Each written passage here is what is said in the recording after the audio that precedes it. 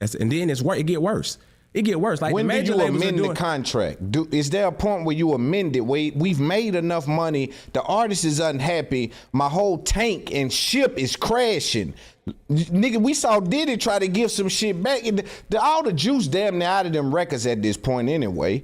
Like, at this point, you can sever some of these relationships and clean your face with some of these people by giving some of it back. You've made the money. You can. You can. Why are you against that, or are you against that? Let me not assume. I'm not against that until people do stuff out of, like, I feel like this. If you try to slander me or if you try to mess up my business instead of just talking, like, I'm not an unapproachable person, fam.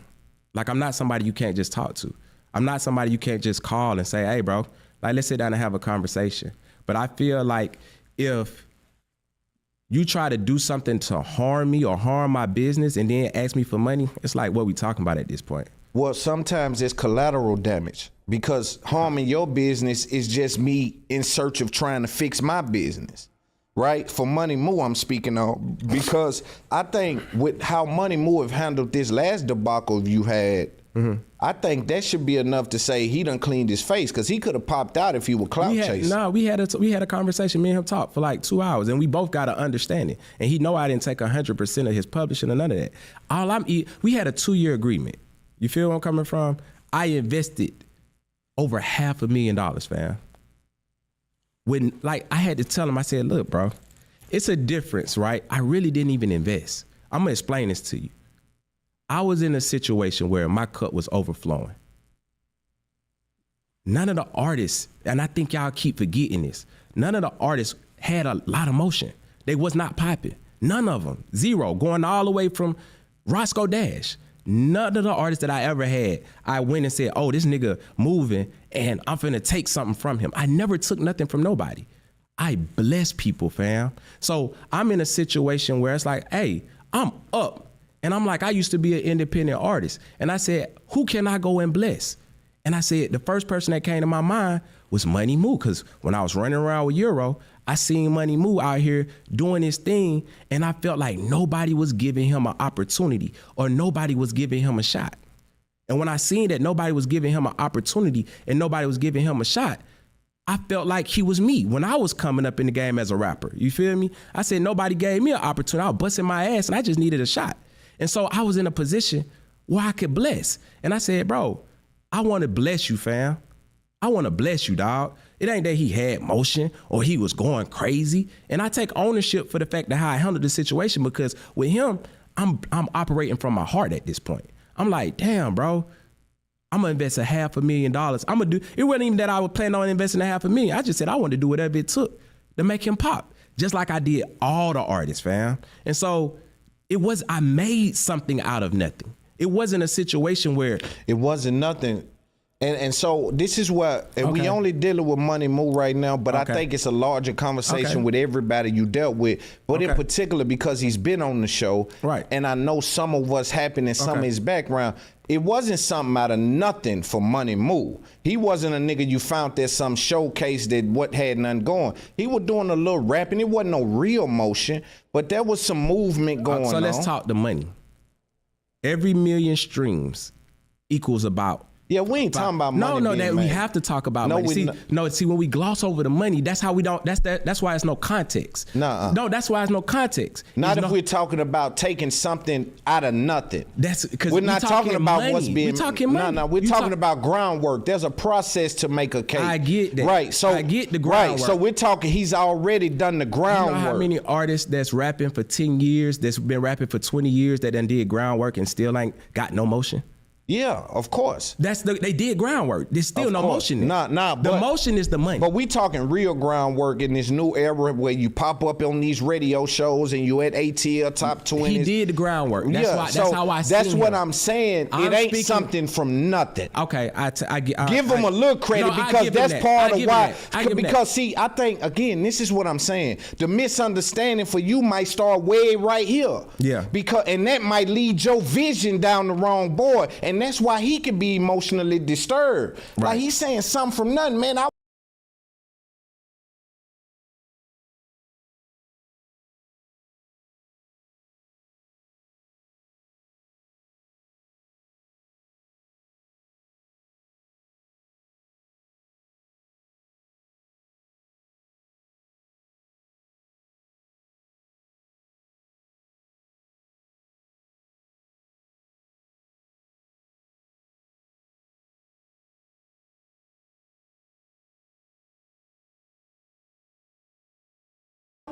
Man, it was street money. The little I had, I put into it. I moved around. I give him How that. can he say? So that's what I'm saying. And so again, it also lends itself to him being emotionally charged and trying to, again, stepping on your business, trying to fix mine. It's different for the Euro guy because he was intentional with saying, I'm going to burn it down. Right.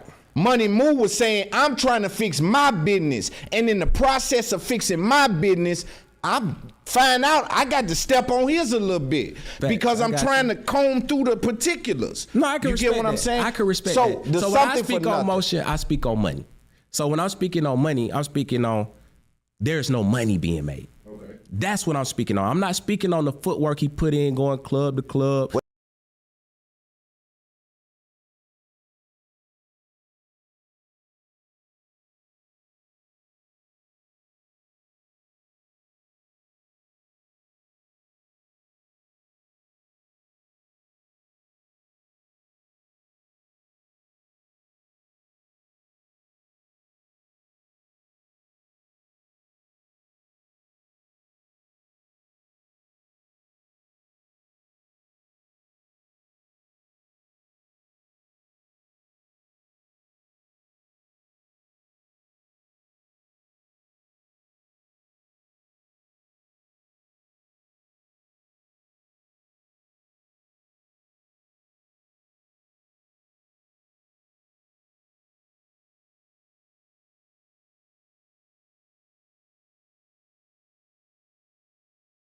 That's different from Son for Nothing.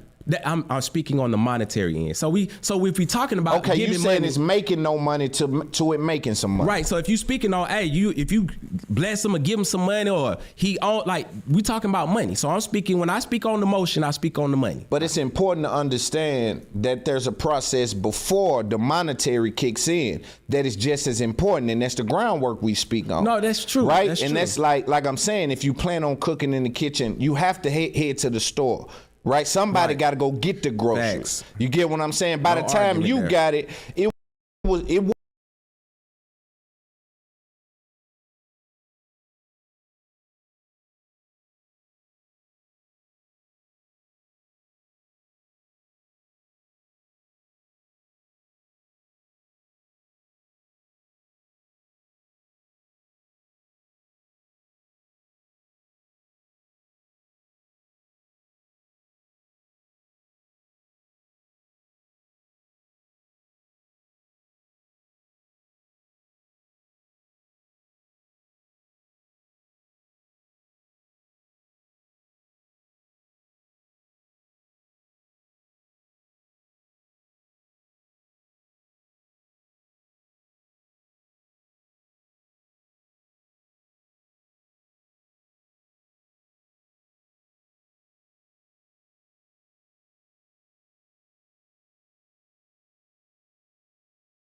Wasn't a meal yet, but it was some niggas in the kitchen trying to figure out what to do with this thing. No, for sure. Right. For and sure. So respectfully. And respectfully, that's why, like I was saying in my story, as I was moving around, I seen him moving around. Yeah. You know what I'm saying? And it made me want to bless him because I was like, he deserves the opportunity. Nobody's trying to bless him. So I'm looking at it like, bro, I want to bless somebody out the city that deserves a shot because I'm being blessed.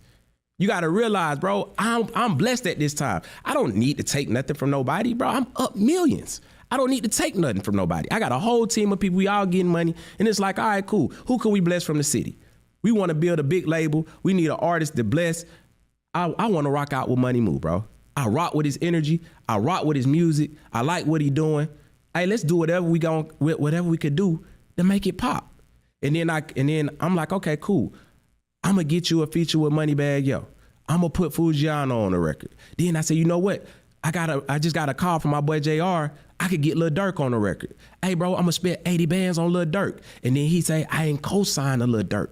I'm like, he said that on your plan. I ain't what? He said, I ain't co-signed a Lil Durk feature. Oh, you didn't co-sign the Durk feature. He didn't co-sign a Lil Durk feature. But that's the blessing, bro. It's like. What you mean that's the blessing?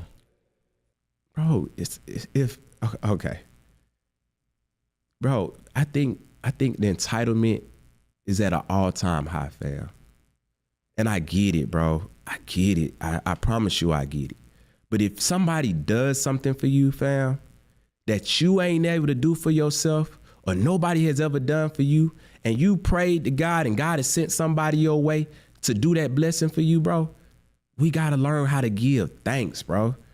That's true. I didn't take nothing from nobody. That's true. That's a difference. If I took something from him, I would feel you. But again, the definition of scamming is taking advantage. That's not necessarily tangible. Nah, you gotta when you take advantage of someone. Read that again. Okay, all right. Now, but also I want to say this: we can't stand on business. Scam. That's taking advantage of somebody. That's not a scam. A scam is a dishonest measure where you're tricking somebody. You don't think taking advantage of someone is dishonest? A dishonest measure? Nah, I don't. So that's semantics. We don't need to spend time there. Yeah. But here's what I'm saying. I think girls take advantage of men every day. And they scamming niggas. No, see, you use it not. That's some of them are scamming. All right, so there we go. Ain't no need us going back and forth. Some of them are scamming, but I just think I'm the final boss with this. But I feel like I'm being taken advantage of. Okay, but so am I being scammed? You could be on some level. You could be on some level because again, I do think that's not a feeling. It is a feeling. No, it's not a feeling because there's business involved, and this is what I'm saying about the business side of it. When you're dealing with these gentlemen on one end, you're saying, well, I'm putting them in these kind of deals because that's what the business called for. Well, the business also calls for when you get a record like a Lil Durk record as a label, you co-sign it and do something with it. The business calls for that because there's a potential earning for this record.